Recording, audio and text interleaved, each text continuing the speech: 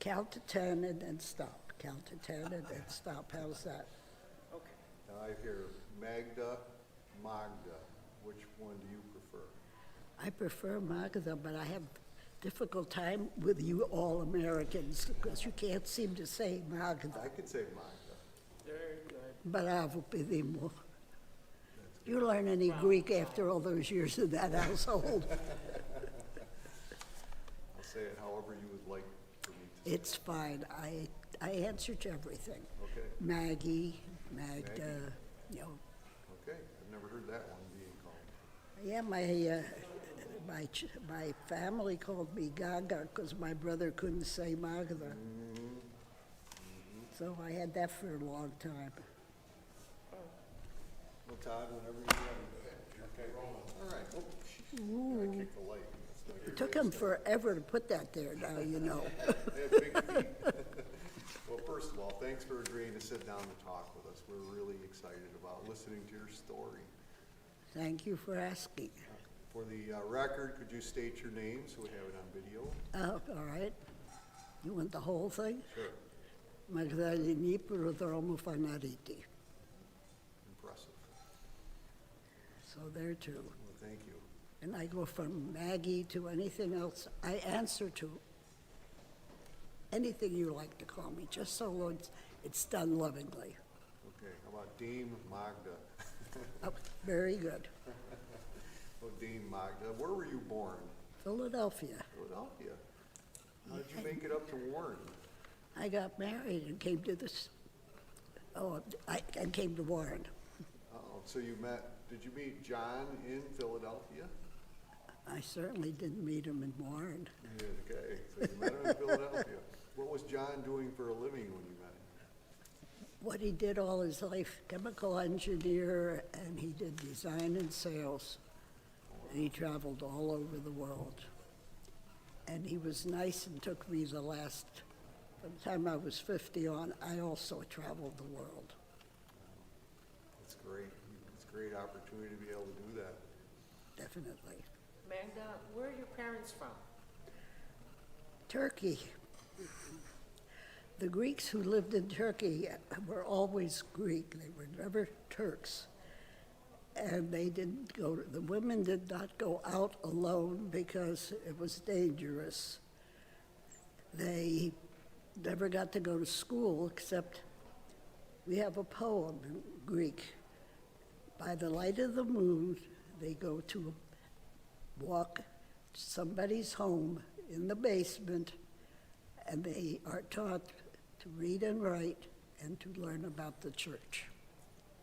So Magda, did they then emigrate to Greece?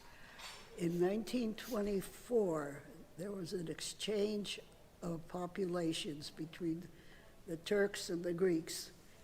And there were a lot of Turks living in Thessaloniki and northern Greece. And they swapped, not homes, but presents. And the Greeks who were in Turkey came, most of them settled in Macedonia. Not the Macedonia that we have decided exists, which doesn't exist, but Macedonia, which is in the northern part of Greece, next to Turkey. And most of them stayed in Thessaloniki or Kavala. George Theo comes from Kavala. So, and we use a different vocabulary. When I married my husband, his mother came from Sparta. I had to relearn the name of everything I ate. It was not the same food, different names. And actually, it's like here, in that when you go south, you're doing things with different names, which are exactly the same things we're doing up here. So Magda, how did they come to the U.S.? At what time? In the 20s. Well, depends. My father-in-law came here and came with his nephew Fannis. Okay. And they went to California and they helped build the railroad. Yeah. And a lot of Greeks lived there, and there have been shows on TV showing Greek families with their children living in cattle carts. So Magda, when did your dad come here? That was your father-in-law. My father-in-law was very early. My father came when the Turks were doing, getting these people that lived there to join the army. A lot of the Greeks disappeared. They took off. So whenever that was, in the in the Late 20s. late teens, early 20s, they left. They were not going to serve the Turks. Now, were you attending church? What's your earliest memory of church in Philadelphia? Did you go as a young girl? I went, we were taken to church basically holidays. Okay. Now, you have to remember people didn't have automobiles 90 years ago.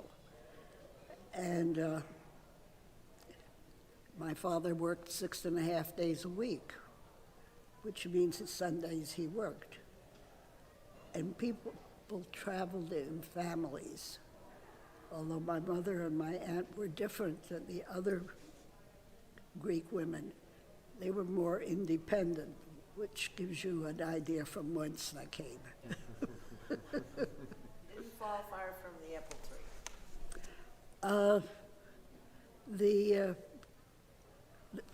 They were very family oriented, and they lived in South Philadelphia or West Philadelphia. My father bought a house in North Philadelphia. And we were the only Greeks, and there was one other family that went to the same high school I did. Everybody else went to West Philadelphia or other schools in that part of the So city. where was the church located that you would go to? There were two churches. One, the Stefano brothers were tobacconists, and they had cigarettes that they sold, and most of the Greek girls worked there as secretaries or working on the line. And they sponsored a church in South Philadelphia. And then we had a church about 10 blocks from there in South Philadelphia. And the church is still there. It's the cathedral of the area. And the church was founded in the 1700s. So we're one of the old churches. And you can tell because we have a balcony, and that's where the women and the slaves went. The men sat downstairs. We had men sitting on one side of the church and the women on the other side of the church. And then we young ones came along and decided we were going to sit on the men's side of the church. They were so glad to have us show up, I guess they allowed us to do it. I imagine the service was mostly in Greek at that time. It was all in Greek, and I was just complaining about the fact that people do not get dressed like we used to come to church, because this is the most important place we ever went. But we had a priest who had been a soldier sergeant in the Greek army during the First World War. And he didn't put up with it. You did what he said or you left. If you came in church not dressed according to what he thought was correct, you were invited to leave, go home, change, and come back. So we learned the hard way. My way or no way. So when you're 93 and you've gone through all these changes in this country, in the world, it's not just this country, it's very difficult to accept some of the change. It's very difficult to accept the changes. And when I come to church, I feel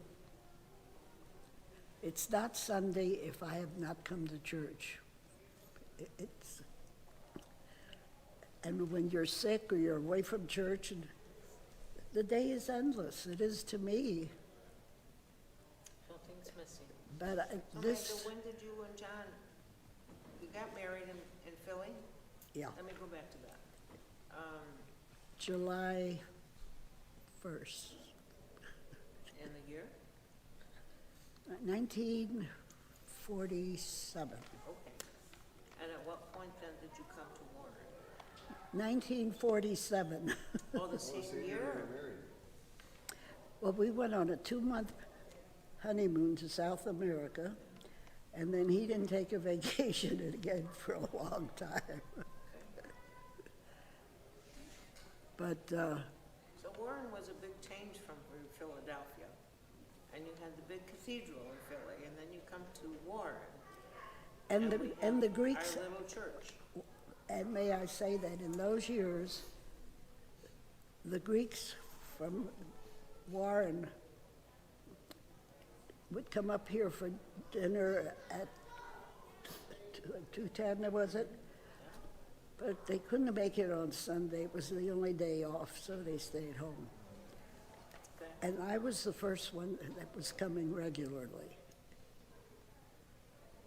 I had an interesting, my Pan was 2 years old, and a lot of the Orthodox were going to the Episcopal Church in Warren. So I took him there, and I decided I would come there every other week and come up here the other weeks. And I stuck him in Sunday school and volunteered to teach a class. I had him say to me, I don't want to go to Jamestown, at which point we stopped going to the Episcopal Church and we went to Jamestown. The kids love the old church, and I was telling Father yesterday that they should be the ones to tell you about the church because they still think of the old church as their church. And this is the one right behind us. Right behind us. And my kids were, my children were baptized there. They were, Kathy, I guess, got married here, but Maria and a lot of the other young people were married in this church. Now, when you came to this church, were the men and women separated up here, or are they together? Oh, in the church?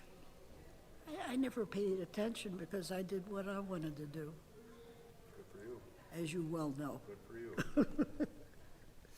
But I'm not alone. There are other women in this congregation that do what I do, or I do what they do. What, do you remember who the priest was when you first started coming here? Yes, Father Janethis, he was here forever. And then we had several after him, and then we had Father Nick. And I give Father Nick the honor of making us part of the city, and he did a lot of things ecumenically with the other churches. And the soup kitchen is in his memory, and when you say festival, you hear Father Nick, and you also hear the other side, if you talk about Father Nick, oh, the church up on the hill. He made us really a big part of the community. And it was he who started the ecumenical movement up here, right? So we have a lot to be thankful for. And part of it is that we are part of the community. Because for a long time, different groups are different people. And today I was thinking again when we were celebrating Christ being taken to the temple for the 40 days. we Christians have to keep remembering Christ was Jewish. A lot of our prayers, a lot of our church is built and blessed in the Hebrew world, which is very annoying when I hear the horrible things that we do to other people. First of all, we're not supposed to do anything to anybody. We're supposed to love everybody. That's what our church teaches. And a lot of times when I'm asked what the difference is between our church and the Catholic Church, our church teaches love. Christ taught love. He taught everybody was a brother or a sister. And the Catholic Church has purgatory, and it has a judging Christ. Ours is a very loving Christ. Now, Magda, I remember being in Sunday school with your kids. So at what point did you, Well, when they started having Sunday school. okay, And there were a lot of youngsters in those days. There was a mix of Greeks and Albanians in Jamestown. Was there also a mix in Warren of Greeks and or is it mostly Greeks in Warren? I never checked out. They just You, came you to were Orthodox. you were Orthodox. Orthodox, right? see here it was the difference was more prominent because we had a Greek Orthodox church and an Albanian Orthodox church. Whereas in Warren, you didn't have either. You just had Orthodox people That's right. with K. Well, some of the Greeks down there were, one family went to the Presbyterian Church. The others, if they went anywhere, went to the Episcopal Church. When we had services, when we had a wedding or something, the priest would come from here, and we would have it in the Episcopal Church usually. It was peculiar for me because I grew up in Philadelphia and New York. I had, in the 30s, when I was 12, I baptized my cousin's child. And Fanaritis was then the Archbishop of New York, of the United States. And he was one of the most fantastic people. And Father Genethis and he came from the same Churio in Greece. And so you had him up here, I think, more than anybody else in the Did. I remember United him States. coming up several times as a child. But he was the most unpretentious person. Even my aunt knew him very well from New York. And when she went to Israel, or rather to Constantinople, she went to see him. And he lived in a cell. He did not live in a pretentious mansion. And he only wore his garments in church for the services. Otherwise, he wore the black rasa, period. And he was available to every single one of us. He was a saint in his own He was. way. Magda, what do you remember of our fire here in what we call the old church, our first church, and that transition? The other church that we had in Philadelphia was more like that one Okay, than the the church of 1775 or whatever.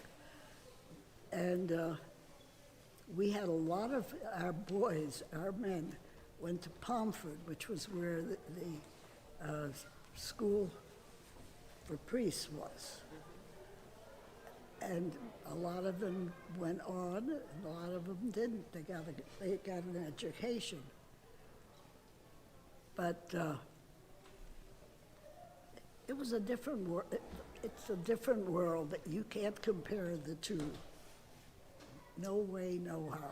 No, you can't. But do you remember the fire and what the parish went through? And how I we got to remember build this a one? lot of cooperation from other churches allowing us to have our church services there. It was very well done by the other congregations. We're more together than against with people. As a faith, yes. Well, not just the faith. I have people asking me now, when is the festival? They can't wait to get here. And if they haven't been here, they want to know, well, tell me all about it because so-and-so went, they had a good time, tell us about the food, tell us. Sure. So, And I also remember that you and John were very active in the parish. He was president of parish council on several occasions. well, come on, can't think of it. Mary, last name, Astus, Beers, Italian, Riolo. Riolo, and I did the food for the festival for years.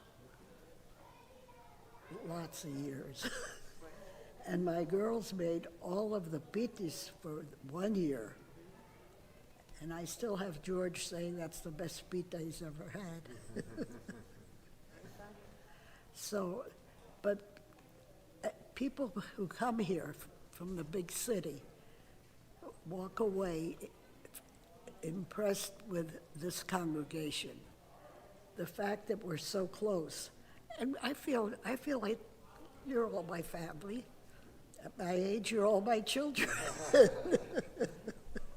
feel that same closeness. But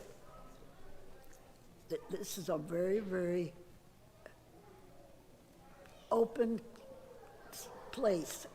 We, like anybody who comes, we treat everybody, make them feel welcome, and they do. The people we've talked to that live in town talk a lot about, in the old days, celebrating the name days. Was that a big thing in your family as well? Yeah, well, there's a reason for this. In all these candiles were live fire. It was oil with a little round thing and a place for a candle. All right, now you have to remember that Greece, Turkey, that whole area was very mountainous, and they were new mountains, which meant that you had a lot of motion with them. So you would have, I always have to look for the word, not hurricanes, earthquakes. So the churches would catch on fire. Now, we who lived in Turkey, we were not registered except in the church, so we didn't exist. When the church burned down, that was where your name, your age, your family, the whole thing was. It disappeared. Not like today where we go around making up names for our children who probably curse us when they grow up. But anyway, you were named for your father's father. And then the next one was a name for your mother's father or mother. And they were all named for saints of the church. Now, you can't celebrate a birthday when you don't know when you were born, but you celebrated a name day. And you're in a village, or like in here, when you had your name day, you had an open house, and everybody you knew didn't have to be invited. They came. So that's what we had when I was a kid. My father's name was John. His feast day was the 7th of January. My father's name was Prodromo, which means forerunner. So but that is John the Baptist is John Prodromos. So we always had an open house. Now we're no longer in a small town. We're in a city of 2 million people, and no automobiles. So you made trips on a bus or the subways to get to these places, So that but was you one of got the- there. That was one of the more important celebrations you honored. We all learned how to do Greek dancing. That's how you met other Greek people, Sure. how the children got together. And then when people started going to church, and that was primarily because by the 35, 36 people started having automobiles. Now you're free to travel. Right. How did you meet John? He came down for his cousin's husband's feast day with his family. They would come down every year. And my father and John's cousin's husband were very good friends, so we were there.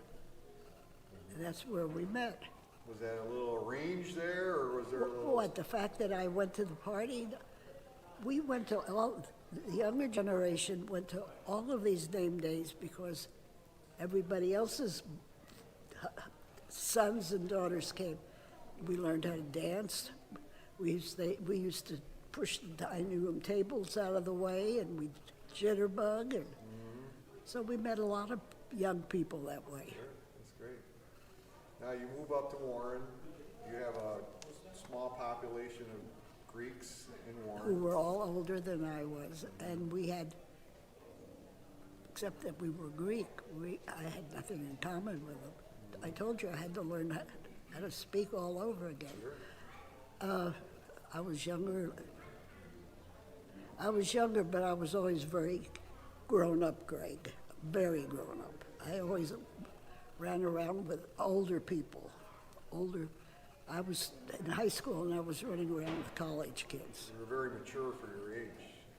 Yes, because my mother spoke broken English, and she didn't like talking to you because she respected you and didn't want you to be feeling put upon.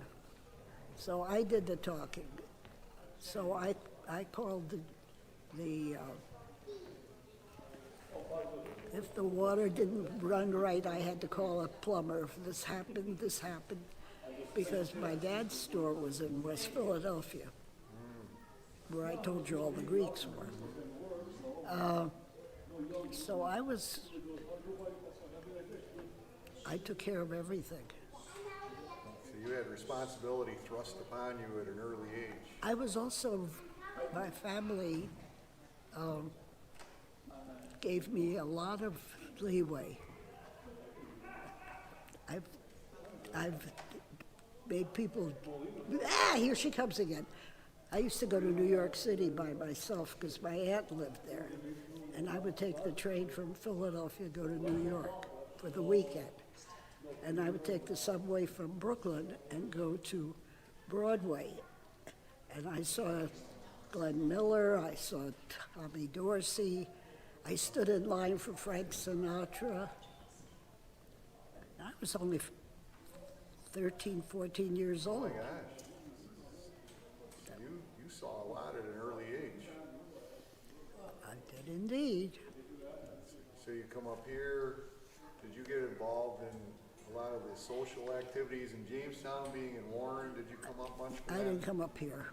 No. No, I think I did start a lot of things. The junior college that we have down there, I was on the committee.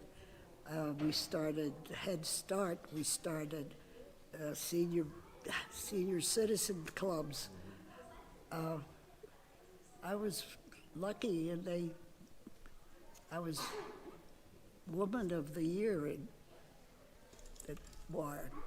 So, no, I was very active. Congratulations. it was fun. I did it because I wanted to do it. And I felt fulfilled. I did a lot of things for the schools. I did a lot of things for everything. All the time raising kids. Yeah, I had 4 of them. And, well, my father lived with us for 10 years before he died. And my in-laws were just walking distance. And we trusted people. We had babysitters. I've got grandchildren now that won't get their next door neighbor to take care of their kids, which, that's what we did. I'm sure that's what you did. Back in the day, things were different. Now, everybody's frightened. They're afraid of their shadows. Oh, I don't know whether this child will do this to my kids or not pay any attention to them or take advantage of them. Yes, there's a concern about the lowering of the moral standard.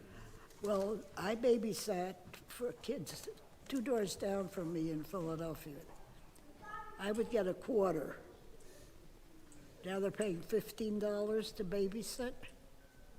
A little different now, huh?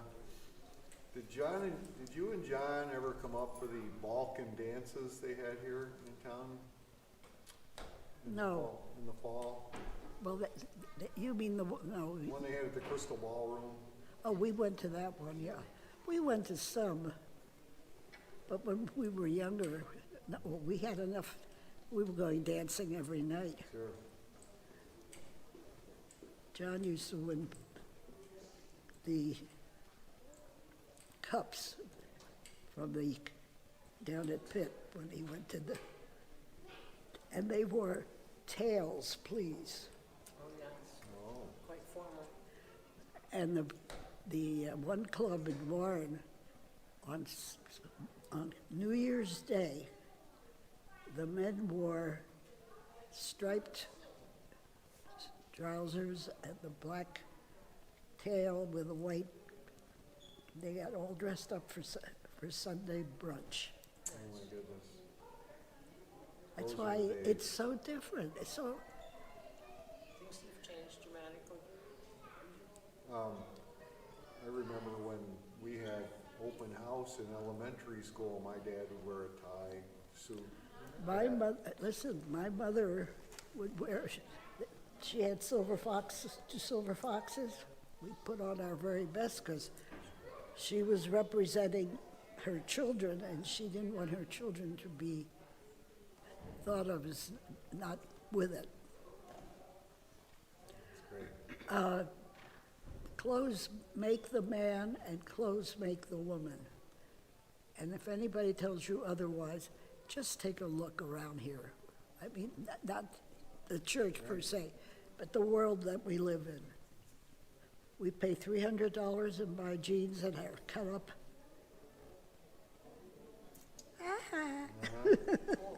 As we think about, we know where the church is today, where do you see the church 20, 30, 40 years from now?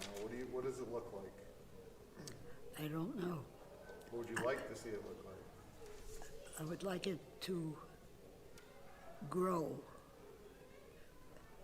spiritually, for the people to want to be here.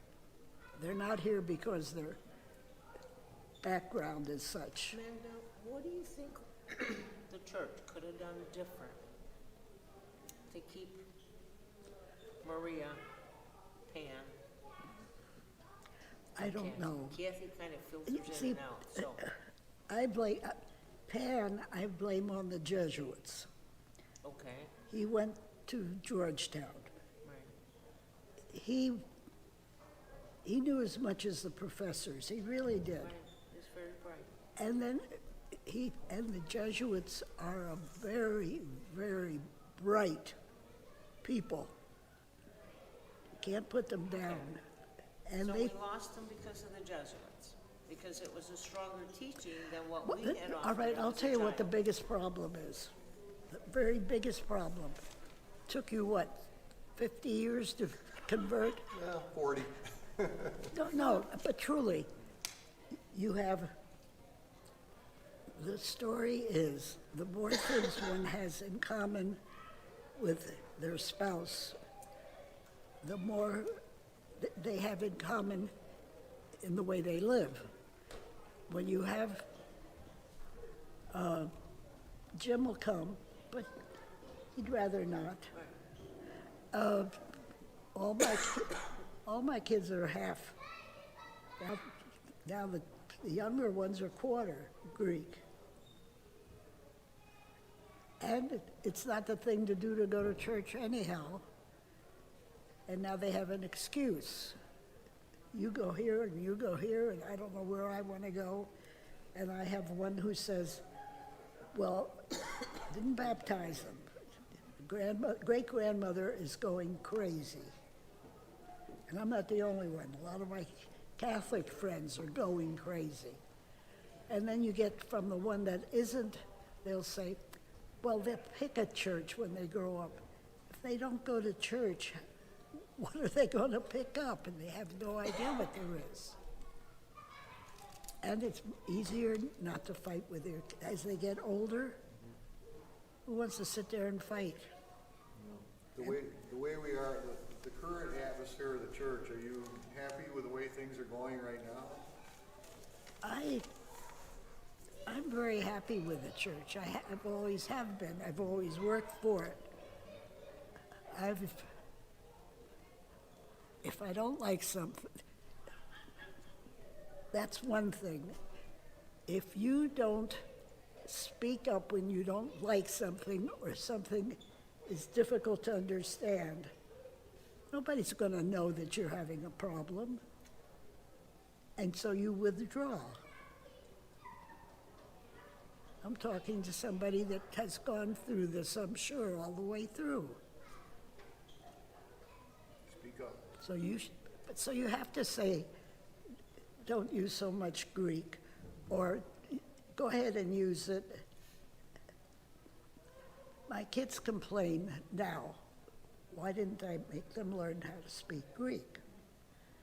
And I look at them and I'd say, their two grandfathers and grandmother came over to the house every night and they played cards. And they weren't speaking Yiddish or Spanish or Timbuktu. They were speaking Greek. If you're so concerned, why didn't you learn?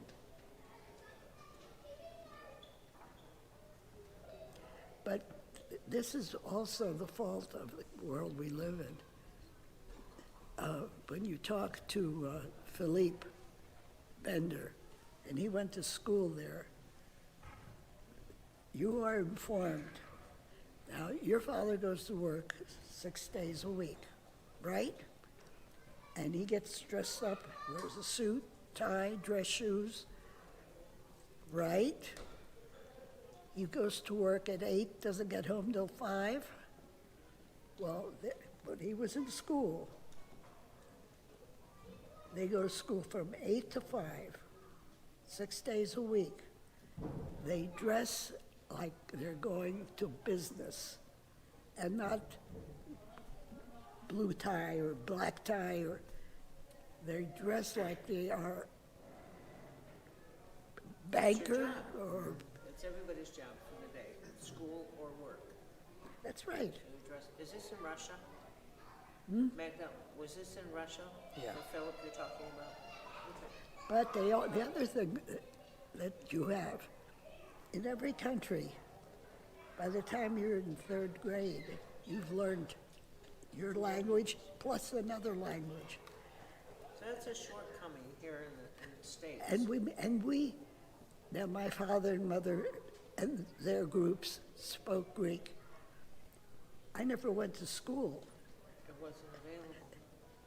Mary Ann can read and write better than I can't. And she learned it at the University of Buffalo. Well, And it wasn't always available. So, but over the years, our services, I want to say now, are probably 90% English. But our priests are better educated to begin with. Yes. Because And they're in English speaking. Europe, you lived in a small town, And the priest probably served as an altar boy and learned by rote. And he really didn't know that much about anything. And we didn't encourage people to go out. I've got a whole bookcase full of all the churches. I've been to all the churches. I've participated. I can tell you the difference between us and them. And you'll find out that, yes, there are similarities. Some of them, they're so far out and so far away from anything that it doesn't seem like a religion. And I don't put anybody's religion down. This is how they were raised. This is what they believe. And if you believe it, and you're one with God, you're happy, that's what's important. And you live it. Do you have any more questions, Lisa? Is there anything we didn't ask or forgot to ask or think we should ask that you No, haven't covered? I think that we should be spending our time with the kids in Sunday school, explaining remember, for a while their Father Raphael, we had church Sunday schools coming here. Bible studies. We should do this with our kids too, so that they can see where. I had a lot of Jewish friends. I went to Seder's. I know why they bury them the way they do, why they put the pebbles on. You should be familiar with other people's lives. And then you can take the good, and you can also find that there's a lot of similarity. You tear down the walls in between us. when you do that. Yes. Well, Magda, thanks so much for sharing your story. Did you learn anything? I learned a lot. Learned a Okay. lot. Even I learned a lot. We It's a really good appreciate you refresher taking the course. time to do this. I'd love to bring the back to the front and make it one. You do that. I've got all these kids, 50 and 60 years old, and I'm giving history lessons to, religious, just in conversation. And they go away and they come back and they want to hear more. We really do want to learn how other people do and why they do it. I think what's really special, and I know the Greeks were persecuted in Turkey, and that your family hung on to their faith, your parents, and you brought it, and they brought it to the U.S. and continued it. And it's still with you and the children at some level. And that's an awesome feat. I'll tell you what is crazy. This is the first year I wasn't going to do Christmas Eve. And they talked me, then I said, all right, we'll just have finger food. Uh-huh. So Kathy made the cheese and Maria made but Thanksgiving, I make a meat stuffing. That's how we do it. It was a meat stuffing. And we went to Alexander's house for Thanksgiving, and there were only 5 of us. Now, I'm used to 25 for Thanksgiving, and for Christmas, and for everything else. So I didn't make the thing, because she's not Greek. She really hasn't been around that much. And I felt maybe she would be hurt or insulted, or if she had wanted it, she would have asked it. So we didn't have it. So I get a phone call from Nicholas, who's Alexander's oldest brother. They're coming for Christmas this year, because every other year they go there, here. He said, we are having stuffing, Greek stuffing, aren't we? So I said, yeah. Now, the other thing that we have, because we're up to 30 people, and we're not having meat, and it's pretty hard to come up. I had lobster tails one year. Well, I figured that was beyond the call of duty.